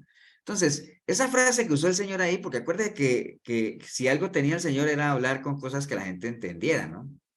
Ya lo hemos visto en las parábolas y todo eso, pero aquí estamos en Apocalipsis. Entonces, esa frase que el Señor utilizó para la iglesia de Pérgamo, porque uno diría, ¿y por qué no utilizó esa frase para Esmirna? No, esta frase para la iglesia de Pérgamo tenía mucho significado, ¿no? El Señor lo que les estaba diciendo ahí con esto de la espada de 2 filos, es que como era una ciudad muy dada a la escritura y a la lectura, o sea, porque había una biblioteca grande, había mucha cultura, Entonces, había mucha filosofía ahí, o sea, había muchas letras, ¿no? Entonces, cuando el Señor quiere hablar de que el que tiene la espada, ya sabemos que la espada es la palabra, pero habla de aguda de dos filos. Entonces, esa espada aguda de dos filos, lo que estaba entendiendo ahora, el Señor da a entender es que su palabra, o sea, la palabra del Señor, superior a cualquier escritura que pudiera haber ahí, por más letras que hubiera ahí, por más filosofía, lo que sea, ¿no? Porque la espada aguda de dos filos era un símbolo dentro del Imperio Romano, una espada aguda de dos filos era símbolo de poder y autoridad, ¿no? Entonces, como esta ciudad de Pérgamo era como la capital, el epicentro del Imperio Romano, entonces por eso el Señor usa ese término, ¿no? El que tiene la espada aguda de dos filos dice eso, ¿no? Porque una espada de dos filos tenía esa simbología, pero hablando de letras y de escritura, mi palabra es la única que tiene poder, ¿no? O sea, ese es el verdadero poder y la verdadera autoridad que tiene la palabra. Entonces, miren qué curioso e interesante porque, insisto, ¿por qué no utilizó esa frase en otras iglesias? No, la utilizó aquí en Pérgamo porque ahí la gente iba a entender de qué estaba hablando, ¿no? Entonces, comprender este significado de la espada de dos filos que el Señor estaba queriendo alegar a la iglesia, podríamos verlo de varias formas, ¿no? Primero, que su palabra es superior a todo conocimiento humano, bueno, nosotros lo sabemos hoy en día, pero en ese entonces lo que el Señor estaba queriendo dar a entender a la iglesia es que de nada le servían sus títulos académicos, toda su cultura, su filosofía, si no conocían realmente la palabra de Dios, que es la esencia de lo que es Dios mismo, ¿no? ¿Qué más? Que solo la palabra de Dios transforma el alma del ser humano, o sea, eso lo sabemos, la palabra de Dios no solamente el Señor la inspiró, sino que nos sirve para instruirnos, capacitarnos y para prepararnos, ¿no? Para toda buena obra. Y como decía Pablo, no me avergüenzo del evangelio porque es poder de Dios, ¿no? Entonces, solo la palabra de Dios tiene la capacidad de transformar al ser humano. Y obviamente también cuando el Señor dice, el que tiene la espada de dos filos y todo eso, es que la última palabra la tiene Él, no solamente en nuestra vida, sino en todo lo que sucede a nuestro alrededor, ¿no? La última palabra la tiene el Señor, o sea que la palabra está por encima de cualquier autoridad, ¿no? Entonces, cositas de Pérgamo también. Bueno, obviamente en Pérgamo era una ciudad muy instruida, ahí estaba ubicado uno de los más grandes centros de salud del mundo, que era dedicado a un dios de la medicina que tenían los romanos que se llamaba Galeno. De hecho, yo cuando leí esto, me caí en cuenta por qué a los médicos les dicen galenos. ¿Te has visto, no? Es que el galeno tal, ¿sí lo han oído o no? ¿No? Aquí en Costa Rica no conocen a los médicos como galenos. No. Ahora en Colombia sí. Sí, por lo menos yo sí lo he escuchado. Es que el galeno tal, están hablando de un médico. El galeno era el médico más famoso.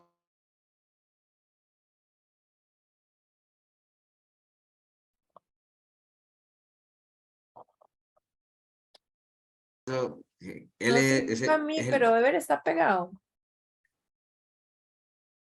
¿Sí? No sé. Sí, sí, Pastor, se se quedó me pegado. pegó esa parte. ¿Puedes repetir, por favor? Bueno, voy a apagar mi cámara porque... Espérense. Como yo lo tengo aquí en vivo y directo. Bueno, ¿sí me están escuchando ahí? Sí, ahora sí. Sí, ahí sí. Bueno, creo que hasta Galeno. Un galeno, qué Que Galeno era el médico más famoso de los grecorromanos, vivió mucho tiempo ahí. Entonces, el Señor lo que está queriendo decir ahí es que no solamente tiene la última palabra en lo que tiene que ver con letras, entendiendo que la palabra que es la espada de doble filo, sino en la salud, ¿no? Realmente él es nuestro médico por excelencia. Entonces, bueno, él después de que viene y dice en el versículo 10 eso, perdón, el versículo 10 no, está acá en el 13, dice, yo conozco tus obras, donde, bueno, donde está el trono de Satanás, pero le tengo mi nombre y no has negado mi fe, ni aún en los días en los que Antipa, mi testigo fiel, fue muerto entre vosotros, donde mora Satanás. Entonces, él lo que le está diciendo ahí a la iglesia es lo mismo, ¿no? Yo conozco tus obras y dónde moras, sé dónde estás ubicada, cuál es tu entorno, sé lo que hay alrededor. ¿Dónde está el trono de Satanás? O sea, por todo lo que encerraba la iglesia, que era muy religiosa y todo eso. Pero retienes mi nombre y no has negado mi fe. O sea, está dando a la iglesia a entender de que a pesar de donde está ubicada, de que se mueve mucho ahí en esa iglesia como tal, pero es una iglesia que no ha negado la fe. Dice que ni aún en los días en que Antipa, mi fiel testigo, fue muerto entre vosotros donde mora Satanás. Entonces, el trono de Satanás cuando el Señor está hablando ahí del trono de Satanás, se puede referir a dos cosas particulares. Primero, como les dije, era una ciudad que era el epicentro del poder romano, entonces puede referirse a ese poder político que tenían los romanos como tal, o también, obviamente, podía referirse a todo lo que se movía en esa iglesia, en esa ciudad, digamos, ¿los acuerdan que tenían al dios Zeus y todo ese asunto que se movía ahí? Entonces, cuando el Señor habla del trono de Satanás, es que era algo muy anticristiano. Por un lado los romanos, por otro lado los otros dioses que tenían ahí, entonces se movía eso ahí, ¿no?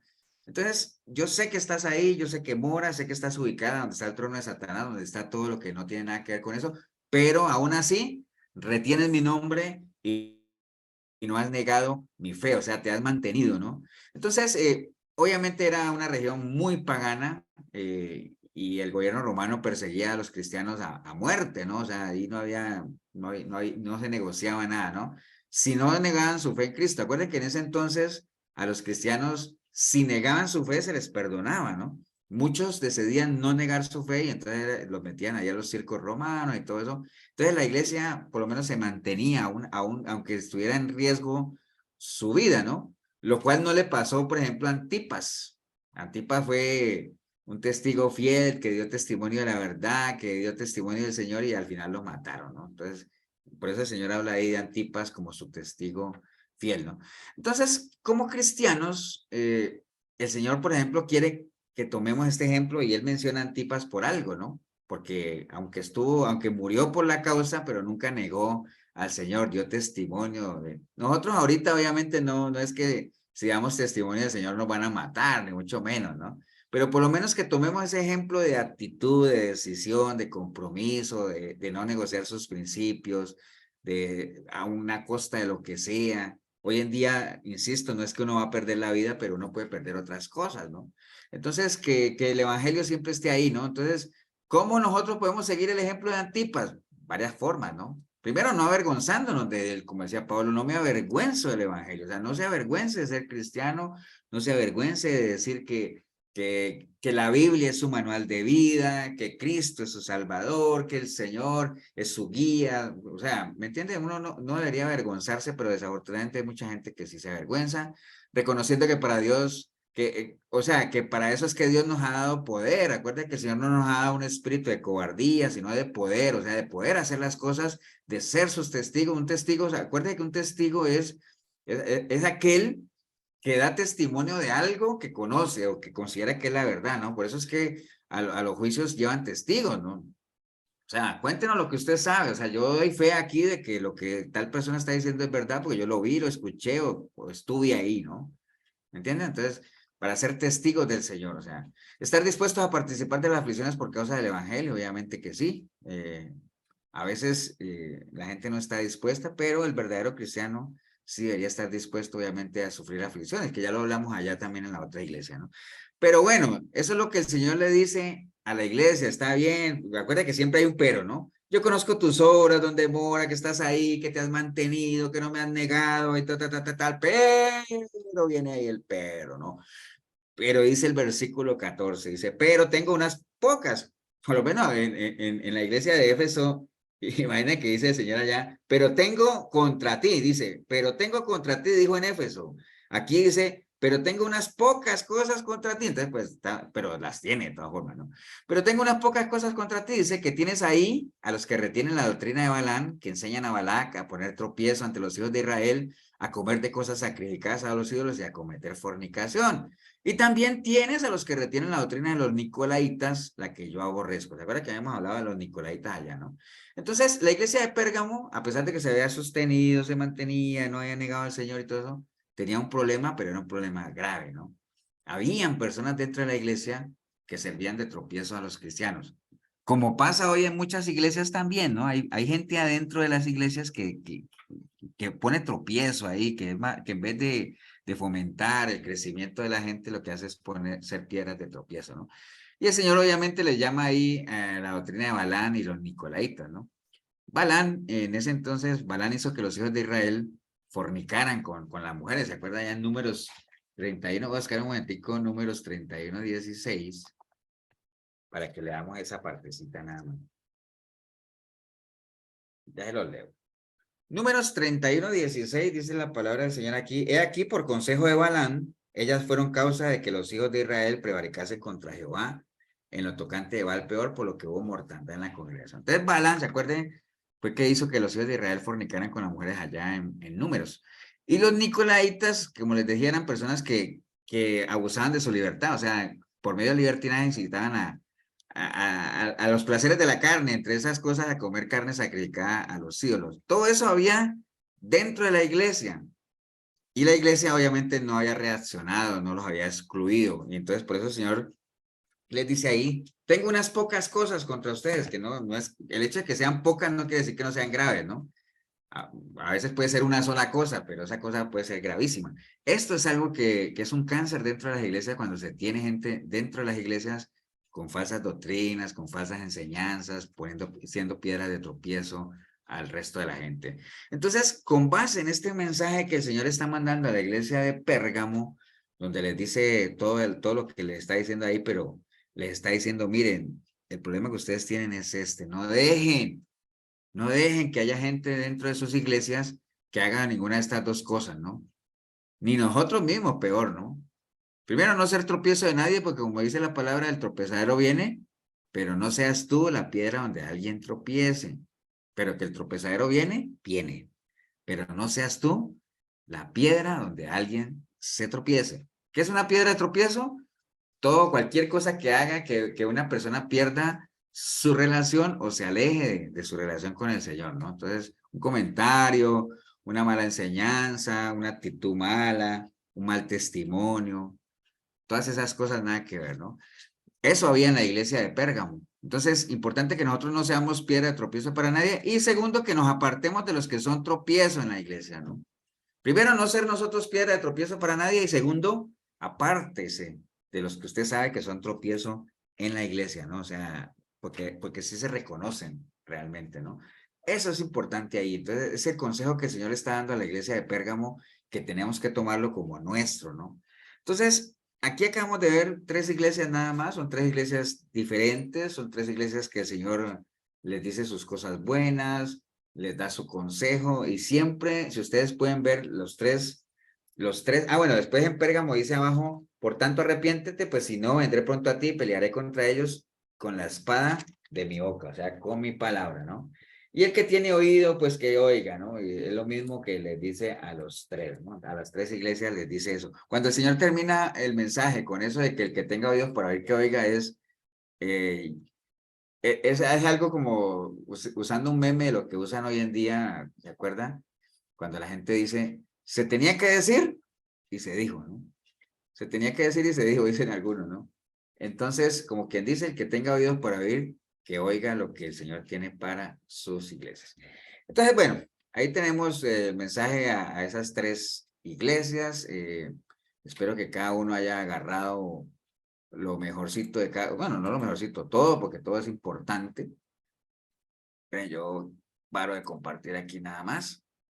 Hayamos tomado el consejo, después vamos a ver las otras 4 iglesias, cada iglesia tiene su consejo diferente, pero lo que podemos sacar de las 3, bueno, díganmelo ustedes mejor, ¿qué hay de común en los 3 mensajes, de las 3 cosas que vimos? ¿Qué podríamos, si tuviéramos que hacer una lista de cosas que son comunes, aunque sean 3 iglesias diferentes, con 3 problemas diferentes, ¿cuáles son las cosas comunes entre las 3?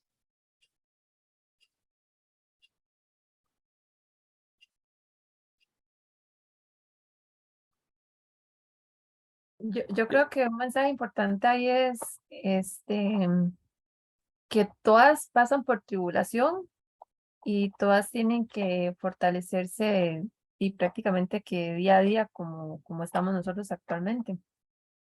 Ok, ¿qué más? Que tenían un área que mejorar siempre o algo en que trabajar.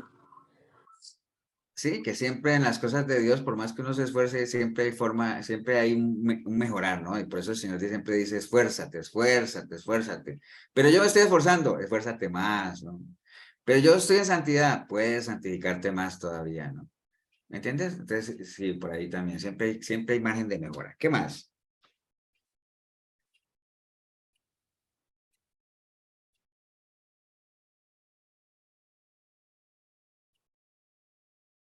¿Cómo empieza el mensaje para todas ellas? ¿Cómo empieza? Que escribía el ángel de la iglesia. Y- Dice que yo conozco tus obras, o sea que Dios siempre está pendiente, digamos, viendo lo que hacen. Que el Señor conoce las obras de la iglesia, ¿no? Siempre, y la iglesia somos nosotros. Entonces hay muchas cosas en común.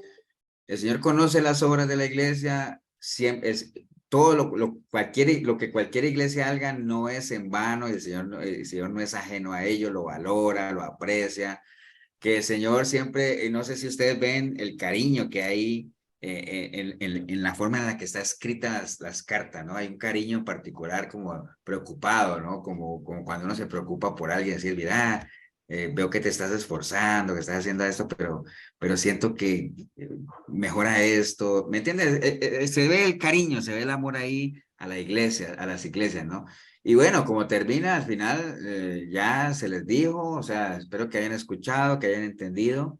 Y bueno, lo que queda aquí es, ya les hablé en un lenguaje que cada uno conoce, les expuse los problemas puntuales que tienen en cada una de sus iglesias, entonces lo único que les queda es corregir, ¿no?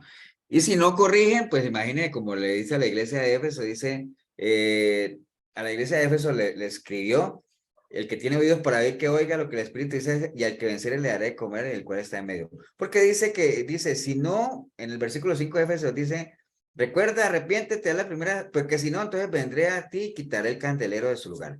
¿Se acuerdan qué es quitar el candelero? Cuando el Señor dice a la iglesia de Éfeso, arrepiéntete, vuelve a las primeras obras, si no, vendré a ti y quitaré el candelero. ¿Qué significa quitar el candelero? ¿Me acuerdan?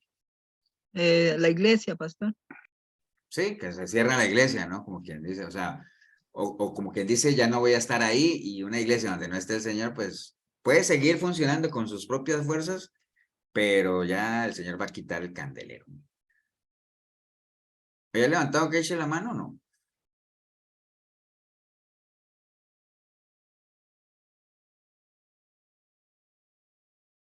¿Alguien quisiera opinar, aportar algo antes de irnos? Sí, Pastor, sí, pastor, yo es que la bebé se puso a llorar y tuve que cerrarlo. Nada más tengo una pregunta. La última, la de Pérgamo, que donde, o sea, es más que todo diciéndoles que confronten en sí a la gente, por así decirlo, que tal vez está en la iglesia haciendo Sí, es que las cosas le que dice, ahí se mencionan. es que él le dice al final a la iglesia, le dice, mira, yo tengo lo que sí tengo contra ustedes, unas pequeñas cosas que tienen ahí gente dañina. Y entonces les dice, por tanto, arrepiéntete. O sea, ¿y por qué le está diciendo él a la iglesia que se arrepienta y no a los de la falsa doctrina? Pues la falsa doctrina no son de él, ¿no? O sea, no creen en él, los nicolaitas ni creían en Dios ni nada de eso. Pero le está diciendo arrepiéntete, es decir, incomódate, o sea, no te conformes a convivir con esa gente. Dice, porque si no, dice el Señor, vendré a ti y pelearé contra ellos con la espada de mi boca. Como que dice el Señor, bueno, hagan lo suyo, ustedes son atalayas, ustedes tienen que limpiar la iglesia, háganlo ustedes, porque si no lo hacen, pues me va a tocar a mí, ¿no? Como le tocó a Pablo ir a Corinto, porque la iglesia tampoco quiso o no podía con el pecado que había ahí, dijo, bueno, me tocó a mí hacerme cargo, y el tal fue entregado a Satanás. ¿Se acuerdan de la iglesia de Corinto, no? Pero sí, básicamente es lo que está diciendo ahí, es limpien la casa, ¿no? ¿Quién más iba a opinar? ¿Alguien más iba a decir por ahí? yo, Sí, esto se parece mucho igual cuando Pablo le escribía a los tesalonicenses, que les escribía igual, al principio los saludaba con mucho amor y los exhortaba a seguir en fe y en amor, ¿verdad? Él decía que ellos estaban muy bien, pero también les hacía un llamado de que se mantuvieran firmes, porque igual les mencionaba que iba a llegar un anticristo y que los podía engañar aún a los que tenían conocimiento. sí, y es lo mismo como cuando Juan le escribió a la iglesia también, que era la iglesia de Éfeso, porque imaginen los pastores que tuvo Éfeso, Pablo y Juan.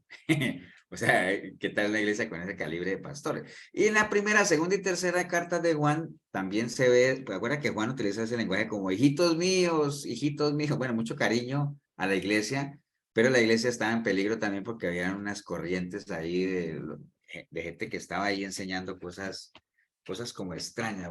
Déjame ver si me acuerdo o encuentro aquí en Juan, cómo era que llamaban,